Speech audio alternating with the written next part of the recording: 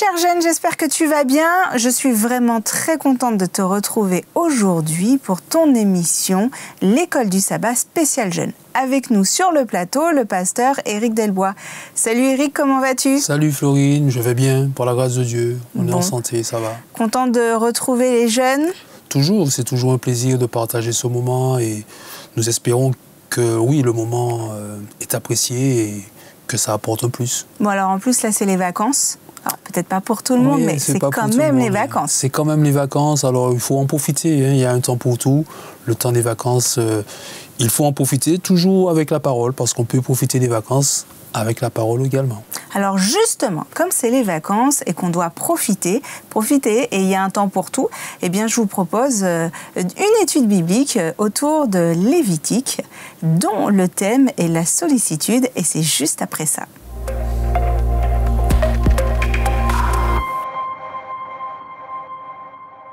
Alors, Éric, cette semaine, on parle du livre de Lévitique et notamment, on va se concentrer sur le chapitre 2.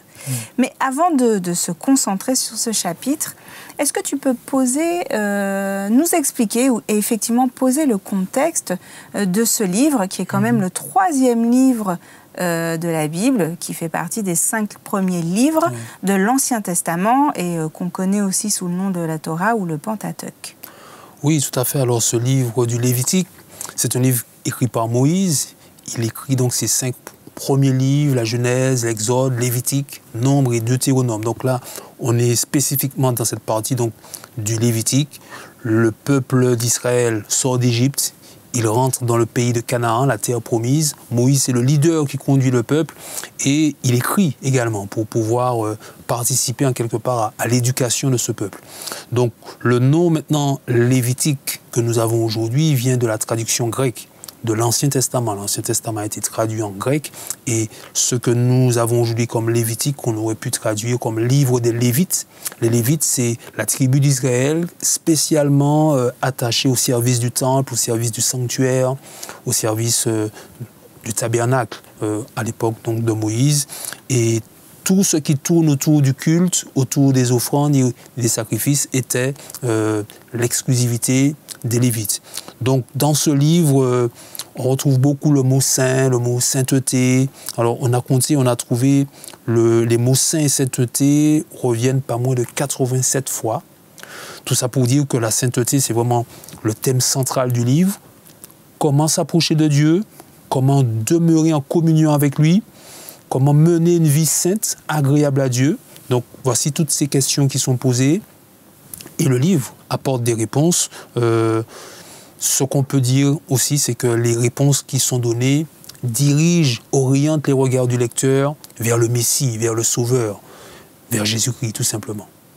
Alors donc Lévitique, c'est comme un gros mode d'emploi. Oui, un mode d'emploi de la sainteté. De la sainteté, alors, tout à fait. Le peuple, il a été libéré par la grâce de Dieu. C'est par la grâce de Dieu que ce peuple a été libéré de l'esclavage.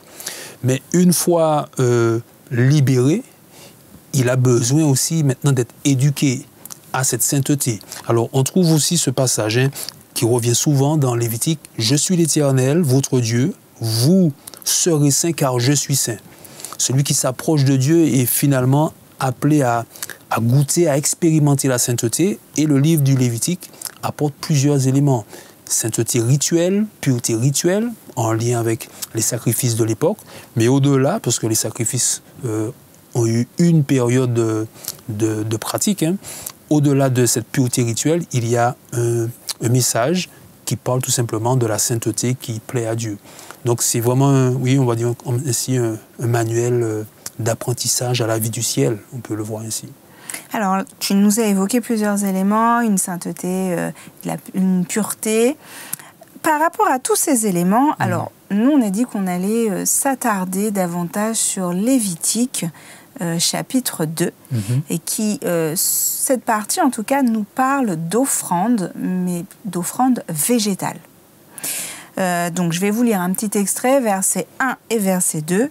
Et puis, et si après, tu peux nous en dire un petit peu plus par rapport à ces offrandes végétales.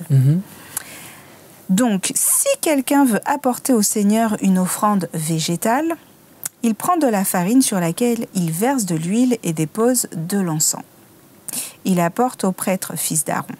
On y prélève une poignée de farine mêlée d'huile avec tout l'encens.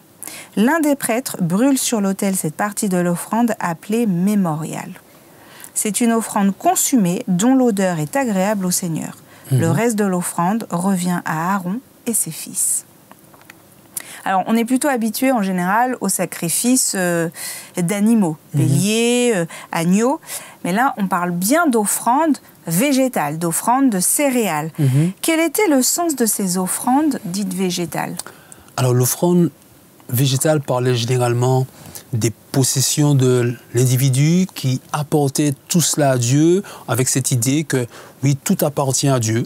Et si tout appartient à Dieu, ben, je peux donner une part qui va marquer en quelque part ma confiance en celui qui pourvoit à tous mes besoins. Il y avait aussi l'idée, ben, tout simplement, qu'on donnait aussi pour le bien des autres. Pour le bien des autres, pour faire du bien à l'autre, notamment au prêtre, puisque le prêtre, on l'a lu, hein, avait une partie qui lui était réservée. Alors aujourd'hui, nous n'avons plus d'offrande végétale à porter, on n'est plus sur ce modèle de culte avec Dieu, mais l'idée principale doit demeurer. Est-ce que je suis à l'aise avec cette idée que tout ce que je possède finalement me vient de Dieu? Est-ce que tout ce que j'ai est à Dieu? Alors si je suis à l'aise avec cette idée, je peux manifester ma confiance dans le fait de ne pas tout utiliser que pour moi. Tous mes revenus, toutes mes ressources pour moi et moi seul, pour mes seuls besoins. Mais je peux me tourner vers les autres, voir où se trouvent les besoins et apporter ma contribution. Alors cela ne signifie pas que je ne puisse pas subvenir à mes propres besoins avec mes ressources. Mais l'idée, c'est de ne pas tout utiliser que pour soi, de manière égoïste, entre guillemets, mais d'être attentif aux besoins des autres, à ceux qui nous entourent. Et c'est une façon, en quelque part, de ressembler à Dieu, de ressembler au Christ. C'est ce qu'il a fait. Il a partagé ce qu'il avait. Et ce qu'il avait, c'était bien plus que de la nourriture ou bien des biens matériels. Il avait à nous donner la vie. Il a donné sa vie. Et Jésus est donc à ce titre le meilleur exemple que nous ayons. Alors justement, en parlant d'offrande végétale, et dans Lévitique 2, et plus précisément au verset 13, on parle aussi de la nécessité de mettre du sel dans l'offrande. Le verset précise que le sel symbolise l'alliance que Dieu a conclue avec le peuple d'Israël. Ouais. Est-ce que cette image du sel, on la retrouve aussi normalement dans le Nouveau Testament? Le Nouveau Testament, effectivement, avec les paroles de Jésus dans Matthieu 5, Jésus dit à ceux qui l'écoutent, aux disciples, vous êtes le sel de la terre. Ben, c'est une façon de leur dire qu'ils ont leur place dans ce monde-là pour y apporter cette saveur de l'alliance de Dieu, une saveur agréable, une bonne odeur. Et clairement, il indique que la place du chrétien, c'est de se trouver auprès de ceux qui sont dans le besoin, de ceux qui sont en quête de vie, en quête de Dieu tout simplement. Et en ayant cette dynamique de vie-là, en contact avec Dieu, en alliance avec lui, ben, cela ne peut qu'avoir des répercussions sur ma vie et sur la vie de ceux qui m'entourent. D'où l'utilisation de cette image utilisée par Jésus avec le sel. Dans Lévitique chapitre 2, le sel était mis, on l'a vu, sur l'offrande végétale. C'est aussi une façon de dire que oui, la relation que j'ai avec Dieu impacte non seulement ma vie, mais elle est aussi appelée à impacter la vie des autres. Je suis appelé à me soucier des autres. Et le bien que Dieu m'a fait, eh bien, je peux aussi être un canal, un canal pour permettre à Dieu de faire du bien aussi aux autres, avec moi, grâce à moi. Est-ce qu'on peut penser de cette manière, c'est-à-dire se dire qu'il y a une hiérarchie dans les offrandes et peut-être se dire que les offrandes animales sont plus importantes que les offrandes végétales. Est-ce qu'on peut penser comme ça? Est-ce que c'est juste de penser comme ça? Et si oui, est-ce qu'il y a une hiérarchie entre les offrandes ou absolument pas? Je ne pense pas qu'on puisse mettre une hiérarchie, parce que dans certains cas, il y avait l'offrande végétale et l'offrande animale dans un même rituel. Les deux sont appelés en quelque part à être expérimentés, parce que celui qui est en relation avec Dieu, s'il n'est pas aussi en relation avec son prochain, son vis-à-vis, il lui manque quelque chose. Et celui qui est surtout en relation avec l'autre sans avoir cette connexion avec Dieu, là aussi, il va lui manquer quelque chose. Donc, les deux sont utiles, les deux sont importants.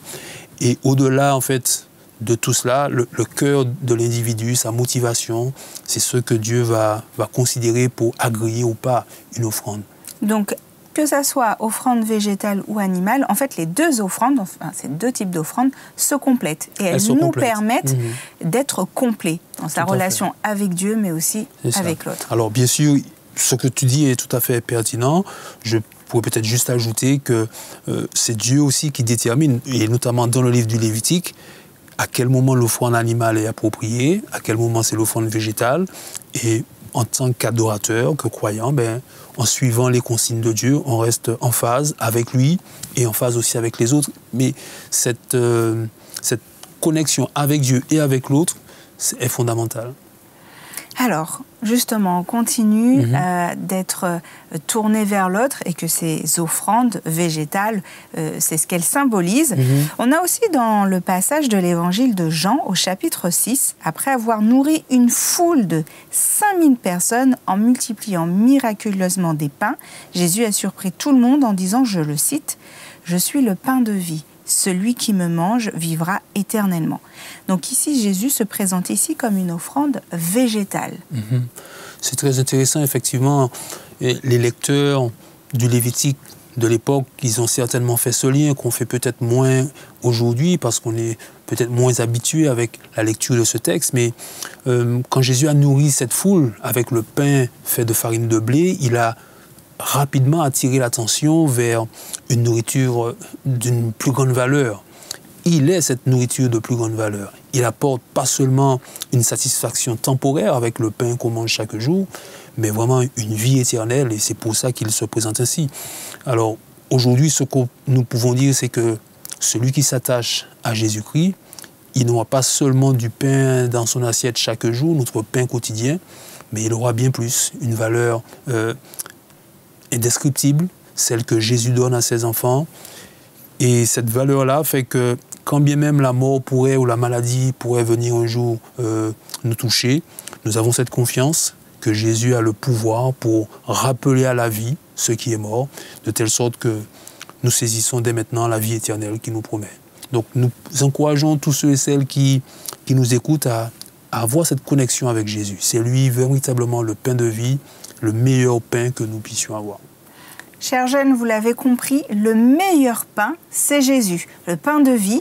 Alors, Lévitique, est un énorme manuel, un mode d'emploi, un manuel d'apprentissage pour te montrer, te guider dans ta relation avec Dieu, pour avoir cette alliance.